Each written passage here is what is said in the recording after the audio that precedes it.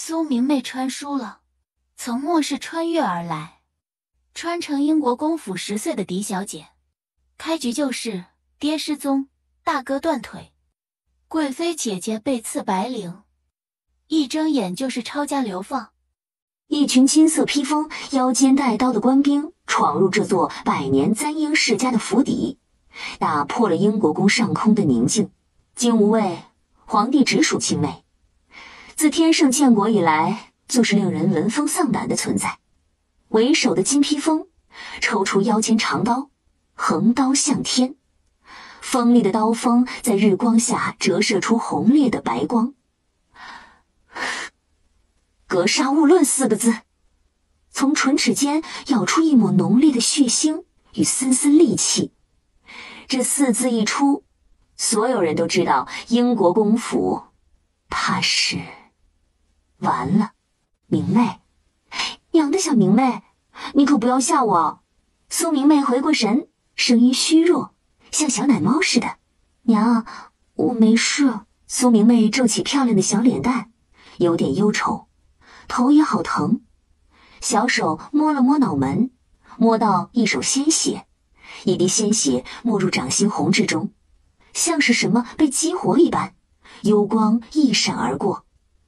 随后苏明媚感觉掌心蓦然灼烫了起来，小女孩掌心的那粒红痣像是吸饱了鲜血一样变得鲜艳欲滴。下一秒，苏明媚眼前一黑，一阵天旋地转的晕眩，她隐约听见美妇人的惊叫声。奇怪的是，苏明媚并没有似想象般的昏过去，再睁眼入目的画面已经是大不相同。苏明媚顿时惊喜出声，空间，她的空间竟然也跟着穿越来了。上辈子末世来临前不久，苏明媚意外觉醒了随身空间。末世后，苏明媚收集到了更多物资，甚至有末日前搞不到的被管制的武器。现在变成10岁小豆丁的苏明媚，望着自己宝贝空间里满满当当的东西，像在巡视自己打下来的江山，小脸上的高兴挡也挡不住。太好了，只要有空间在，他就有把握在流放途中保住自己和英国公府众人的命。空间退出来，苏明媚发现自己躺在床上，天色也已经擦黑。原主的闺房里点上烛火，只有一个丫鬟守在床边。见到苏明媚睁开眼，喜极而泣：“小，您终于醒了。”原来原主虚弱的小身板承受不住空间的能量波动，在苏明媚进入空间时，身体就昏迷了过去。铃铛，我昏睡了几个时辰，现在府中是什么情况？丫鬟铃铛没见过自家小小姐这个模样过，一时有点被震慑住，连眼泪都来不及擦，不由自主地回答道：“小小姐，您昏迷了将近3个时辰，府中皇上下令围了英国公府。那些人都说此次北幽大败是因为国公爷了决策失误，才害死了10万将士。国公爷在北幽战场失踪，被人污蔑成是畏罪潜逃。世子从战场回来也断了双腿，贵妃娘娘也因此被迁怒失了宠。”苏明媚小手微微握成拳，她知道那群金吾卫在找什么，找英国公勾结外敌，致使北幽大败，10万儿郎马革裹尸的罪证。北幽关大败的真相到底是什么已经不重要，重要的是君天意忌惮位高权重的英国公。原著里今夜过后，贵妃一根白绫香消玉殒，她留下罪己书，希望皇上以自己之死放过英国公府一马。好狠啊，这就是帝王心计吗？看书的时候，苏明媚只觉得是一本甜腻交加的言情小说，只关注男女主的感情交缠和香艳的对手戏去了。当真正身处故事里，才不寒而栗。今夜就是苏贵妃的死期。现在已经是晚上了，她没有时间可以浪费，必须得救下苏贵妃，那个跟她在现代的女总裁姐姐长得一模一样的女子。铃铛，你听着，你也知道我撞到了脑袋昏迷了几个时辰。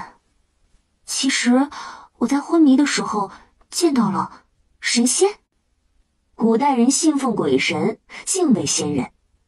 苏明媚早就想好用这套说辞来忽悠贴身丫鬟以及其他人，不然她跟原主的性格差异太大，还有空间这等逆天之物，被人说成是妖孽怎么办？就是神仙。苏明媚认真的点点头。神仙老爷爷说，我们英国公府是被冤枉的，北幽大败不是爹爹的错，可是皇上明早就会下旨抄了咱们府，判处苏家全族流放，贵妃姐姐今晚也会死。神仙老爷爷不忍见无辜的苏家家破人亡，所以在梦中收我为弟子，传授了我一些法术，让我好拯救家人。你现在到外面守着，不得放人进来，哪怕发现我不在房里，也不得惊慌喧闹，知道吗？幸好我有五行一挠，这土遁术就是好用。小姑娘望向皇宫的方向。皇宫，我来啦！小飞姑娘，贵妃娘娘，时辰到了，该上路了。两个太监手捧白绫，朝身穿宫装的美艳女子步步逼近。苏明凤自有贵妃华仪，美眸冰冷摄人。燕奴儿敢，本宫要见皇上。这就是皇上的命令，还请娘娘不要为难奴才。哎呦！苏明媚东躲西藏，避开宫女太监羽林君，终于到了凤仪殿。但是凤仪殿里地面铺着白玉石，苏明媚的小脑袋从土里拱出来时，额头被撞了个包。小姑娘头顶着一块白玉砖，双手往上掀开，露出一张白嫩精致的小脸来。她有点被撞得眼冒金星，小脑袋晃了几下，才看清楚眼前的景象。容颜美艳的宫装女子就像是引颈自露的天鹅，玉手想把紧缠在自己颈上的白绫给扯开，拼命挣扎，呼吸不畅，容色涨红。这是一场逼杀，苏明凤根本毫无还手之力，所以苏明媚出离的愤怒几乎是想也不想的，用小奶音怒吼一声，放开那个女孩。像是土拨鼠一样从地下突然钻出来，风风火火一声吼的苏明媚，显然惊到了两个太监，连手上的动作都缓了缓。他们惊疑不定地问道：你是什么人？气呼呼地回答道：你姑奶奶。苏明媚的突然出现打断了两个太监这种杀人的快感，但粉雕玉琢的漂亮小姑娘让他们又起了邪念，杀一个也是杀，杀两个也是杀。不管这小丫头是怎么冒出来的，撞见了他们逼杀贵妃的画面，一并杀掉就是了。一个太监朝另一个太监使了个眼色，嗓音阴柔：小扣子，你去解决掉那个不知死活的臭丫头。名叫小扣子的太监阴笑着朝苏明媚走过来。这下苏明凤得到喘息的机会，一脚踹开身边控制着她的太监。小妹，快逃！这事儿不用苏明凤说，她怎么可能让变态抓到自己？苏明媚羞的从空间里拿出充电滑板车。苏明媚小身子灵活，像死亡小学生一样踩着滑板车在凤仪殿里忽左忽右的窜，一边朝想来抓他的太监小扣子做鬼脸，还配上魔性的音乐。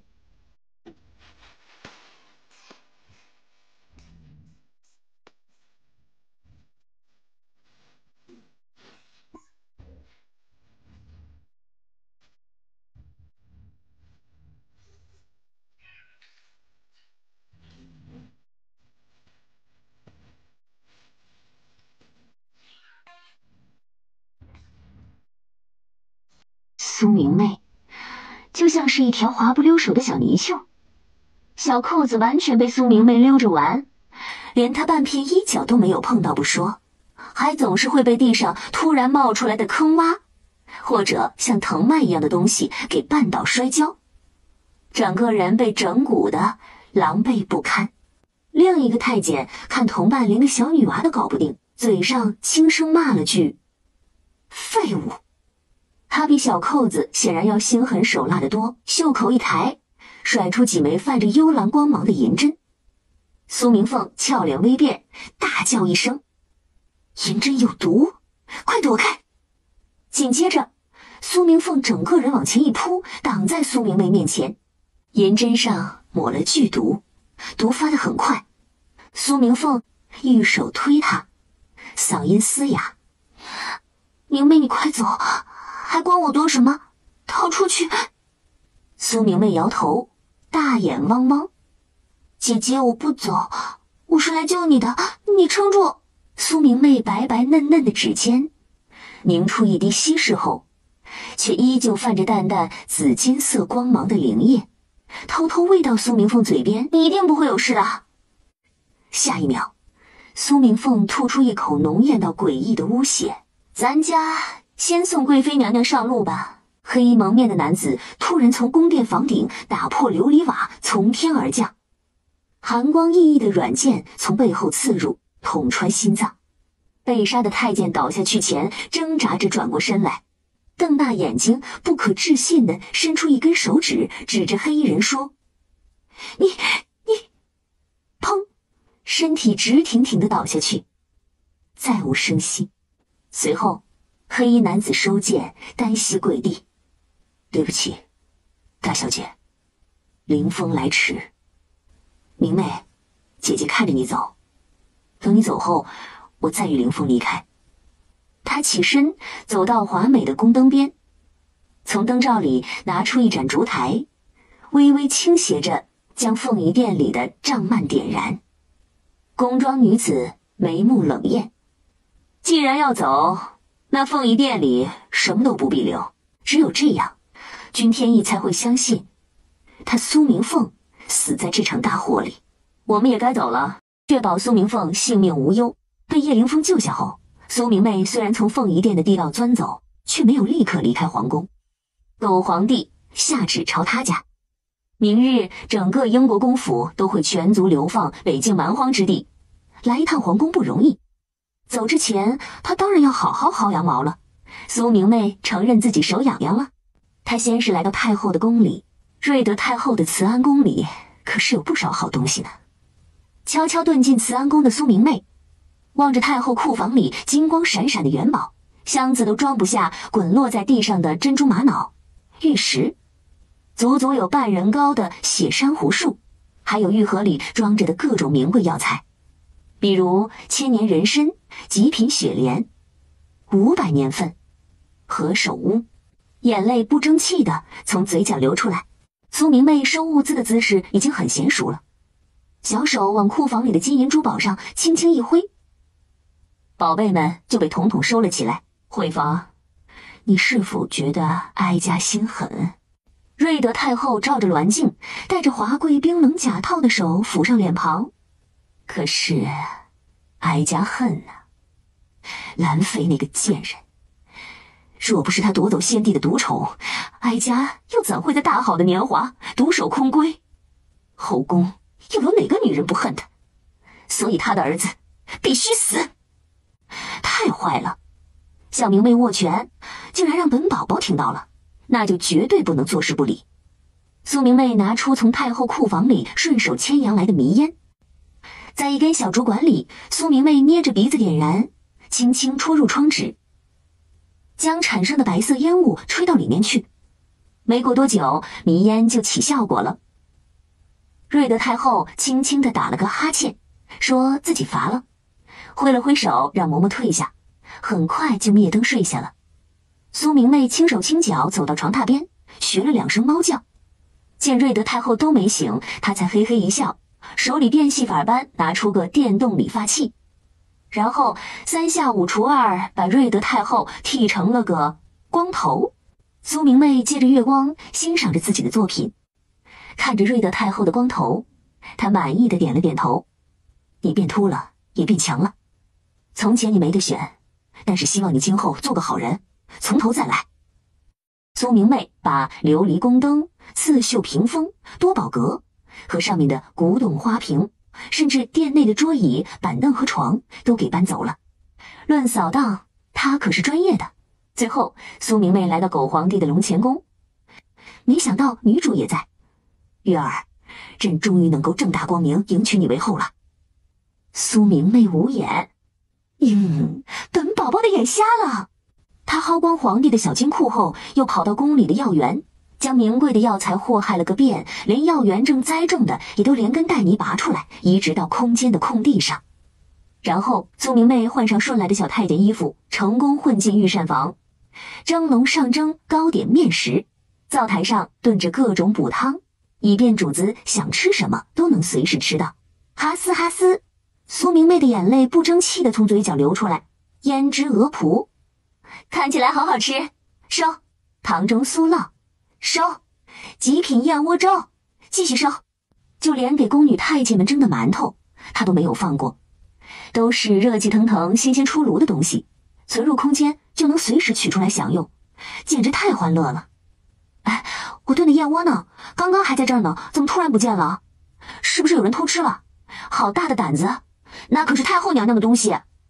我这炖的人参鸡汤也不见了，还有，就连房梁上挂着的腊肠都不见了。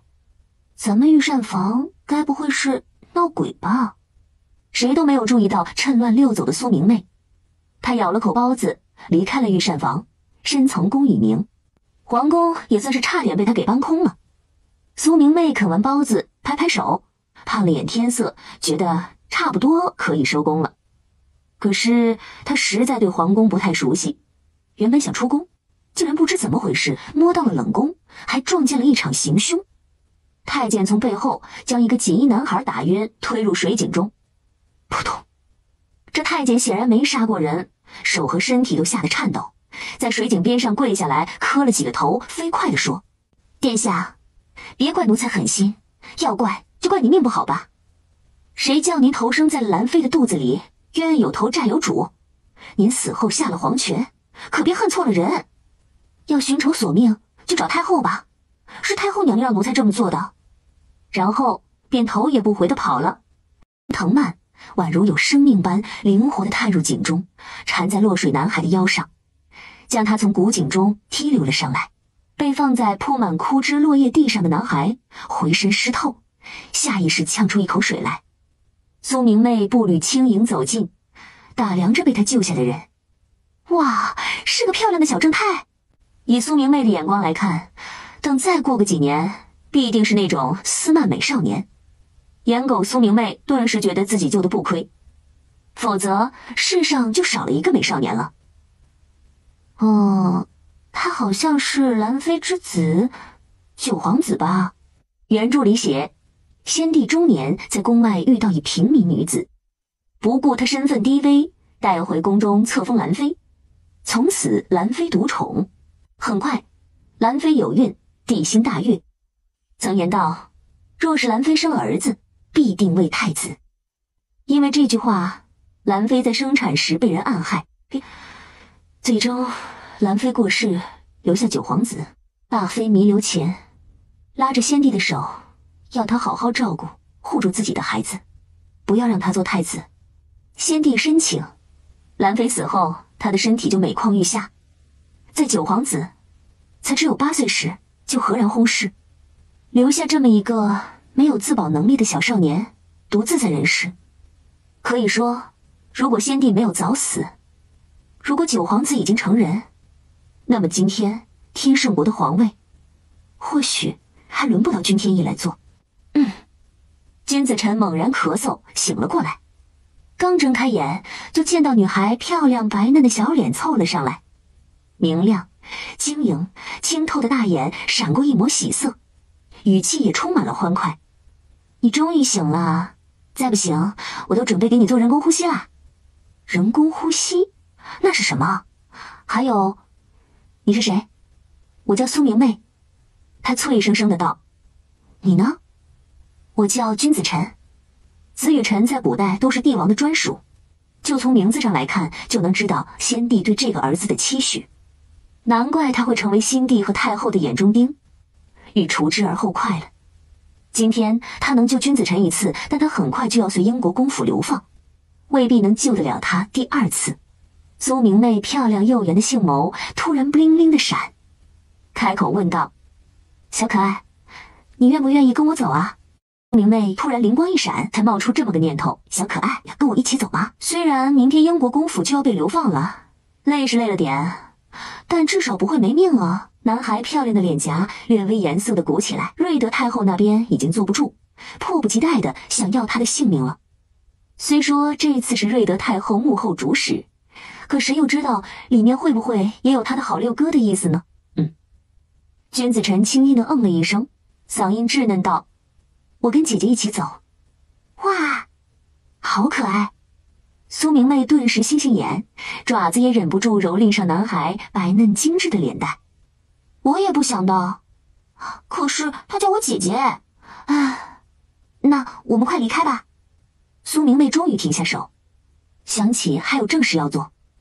哦，对了，你先闭上眼睛。为什么？君子臣不解。这个你先别管了啊。总之，你先闭上眼。闻言，男孩凤眼闪过一抹无奈，只得乖乖闭上眼。苏明媚拿小手在君子臣面前晃了晃，确定他没有偷看后，然后牵起君子臣的手。君子臣只觉得女孩手掌白嫩柔软，略微有些不自在。他牵我的手？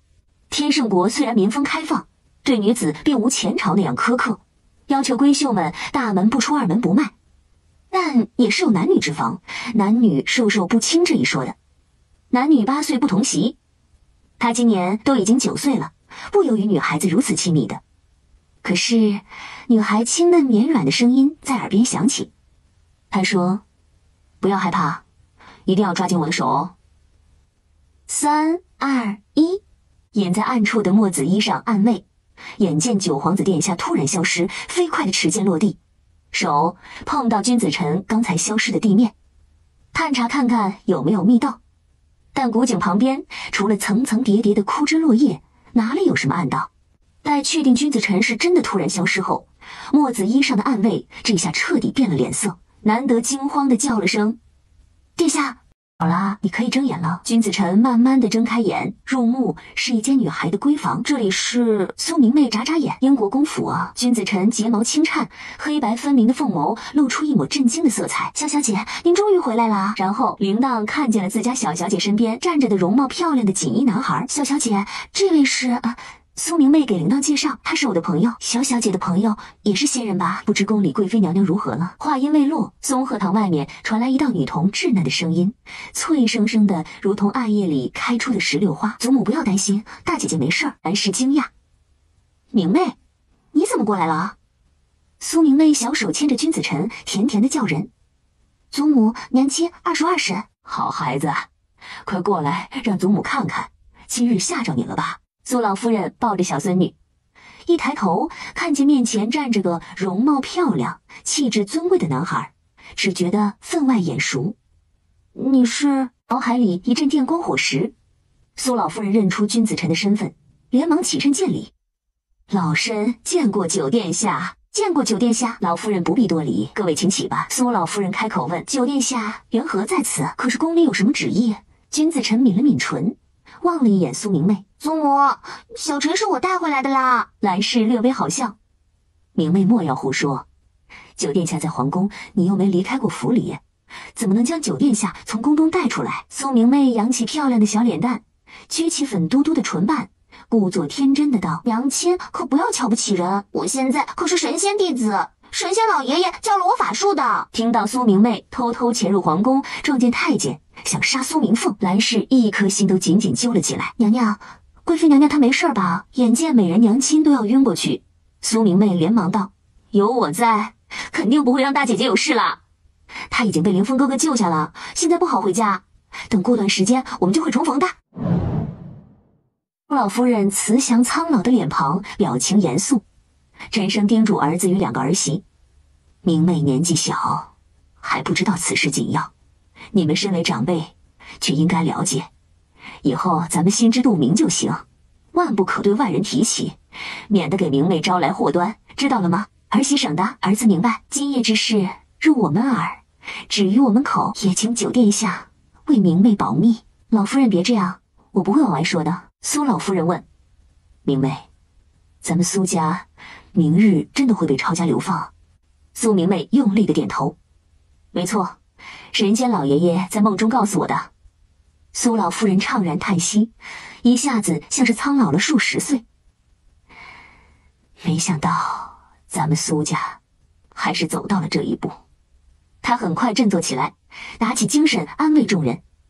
抄家的话，明面上的东西没办法带走，肯定会被抄入国库。不过能留下性命，咱们一家人还能在一起，就是极好了的。祖母这么说，还有暗地里的东西了。我这么说，还有暗地里的东西了。苏老夫人一时不明白，苏明媚问这个有何深意，但想到孙女现在已经不是普通的10岁小姑娘，就细细回答道：那是当然，毕竟咱们苏家从前朝起就是一方富商，后来先祖随着开国皇帝打天下，天盛建国200年，咱们苏家就繁盛了200年。不过新帝铁了心要拔除苏家，不管是明里暗里的东西，甚至是你娘和你二婶的嫁妆，恐怕都难以保住。祖母，这可未必哦。苏明媚狡黠一笑，漂亮的眼珠闪动着光芒。这么想着，苏明媚拿起桌上果盘里一颗苹果，本想当着苏老夫人的面把它收进空间，想了想，又觉得苹果体积太小，从视觉上不够震撼，索性果盘糕点连带着桌子一起收入空间。这是怎么回事？难道也是仙人教给你的？他萌萌哒的点头。对的对的，神仙老爷爷说我们英国公府无罪，家产充公实在是太不公平了，所以他教了我小法术，让我可以把府中的东西统统带走。哦，对了，我还可以把桌子重新变回来哦。说着，苏明媚小手一挥，桌子重新出现在原地。苏老夫人本想着此次全府上下能保住性命就很好了，这些金银财产身外之物带不走充公就充公吧，没想到小孙女却给了她意外的惊喜。来，好孩子，祖母告诉你英国公府的暗宝阁，你把里面的宝贝能装走的都装走。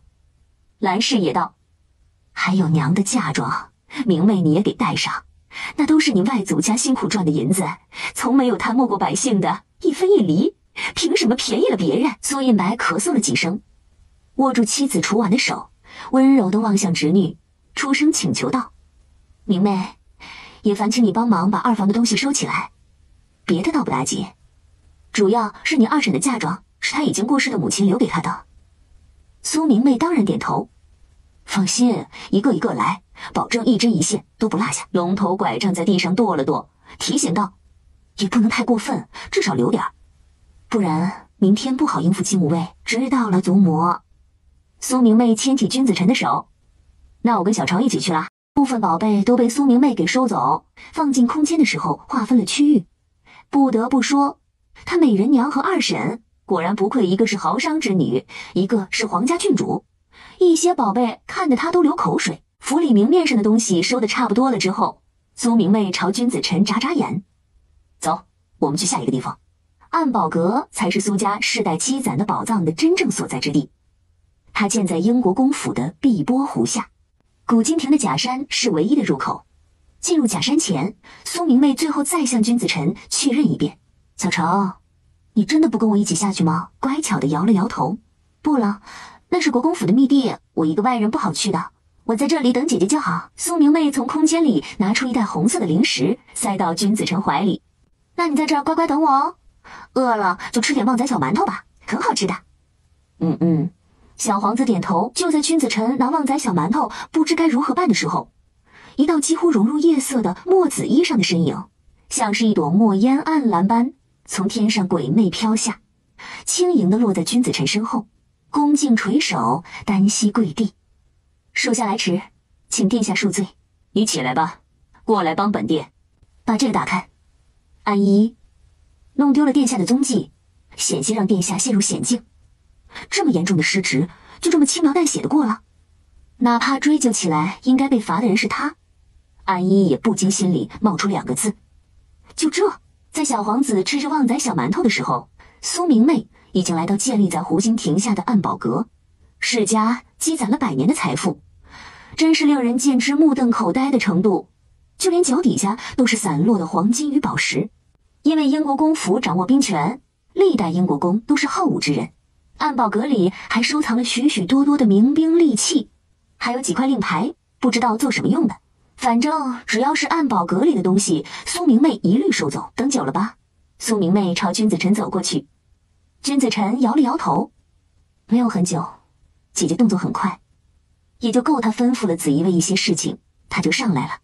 暗衣隐藏在暗处保护小皇子，听到君子臣喊个小姑娘为姐姐，暗衣瞪圆了眼睛。不远处，树枝簌簌，树影晃动，藏在其中的暗紫身影一个个险些摔落下来。苏明媚疑惑地歪了歪脑袋，什么声音啊？君子臣墨瞳微沉，漂亮白皙的脸颊却扬起软萌的笑容，轻声说道：“可能是野猫吧。”他才说完，就恰好响起一道悠悠的猫叫声，喵。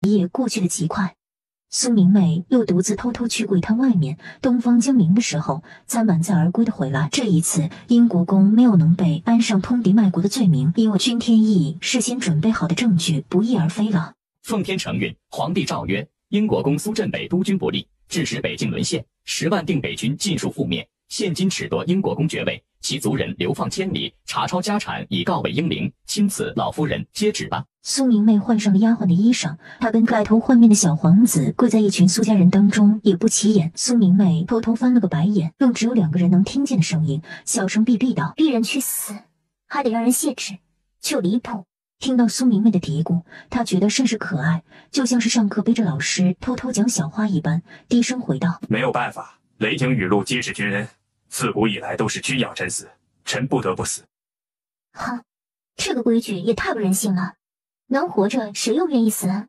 还要我们敢带着的去死？我可去你的吧！苏明媚抱怨着，又庆幸自己捡回来的是个小可爱。